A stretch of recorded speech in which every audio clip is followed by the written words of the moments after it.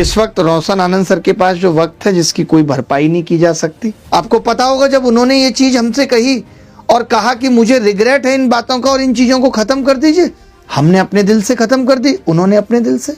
हमारे पास अपॉर्चुनिटी आती है कि सामने वाले को नुकसान पहुंचा दो, तो बल्कि हम उसे उल्टा कॉल करके बताते हैं कि भाई लोग आपका नुकसान पहुंचाने की सोच रहे हैं। हम सबका ये फर्ज है कि समाज में कुछ भी गलत हो रहा हो उसको उजागर करना हम सबका फर्ज है। रोशन आनंद सर के बारे में बोलिए, हमारी पूरी संवेदना और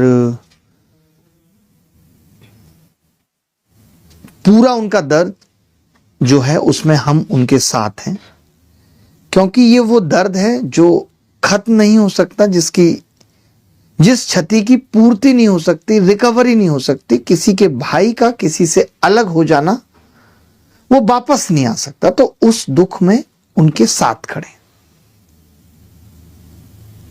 बार बार आप एक ही चीज लिख रहे हैं जिसका जवाब मैं स्टार्टिंग में ही दे चुका हूं, हर एक बात बता चुका हूं।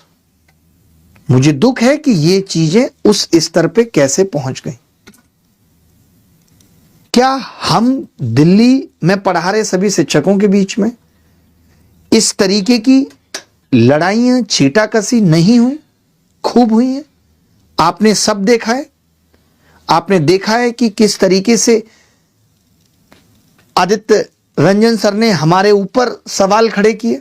हमने एक एक बात का शांति से जवाब दिया, एक एक बात का जवाब दिया हमने। उसके बाद कई बार वो आए मिलने। आपको पता होगा जब उन्होंने ये चीज हमसे कही और कहा कि मुझे रिग्रेट है इन बातों का और इन चीजों को खत्म कर दीजिए, हमने अपने दिल से खत्म कर दी, उन्होंने अपने दिल से। और उसके बावजूद भी कितनी बार ऐसा होता है कि हमारे पास अपॉर्चुनिटी आती है कि सामने वाले को नुकसान पहुंचा दो, तो बल्कि हम उसे उल्टा कॉल करके बताते हैं कि भाई लोग आपका नुकसान पहुंचाने की सोच रहे हैं, थोड़ा सावधान रहना। हमारे तो मन में इस तरीके के सवाल नहीं आते। आज लोग लाख मजाक उड़ाते रहे कि देखिए शिक्षक हैं, इन्होंने इसके एक दूसरे के ऊपर उंगलियां उठाई थी, आज एक पार्टी में है, मुस्कुरा रहे हैं। हम लोग इन सब चीजों के बावजूद भी अगर कोई सामने से मिल जाता है तो मुस्कुराते हैं और साथ काम कर लेते हैं। आज से 4 साल पहले राकेश यादव सर के लिए ही देख लीजिए क्या हुआ था।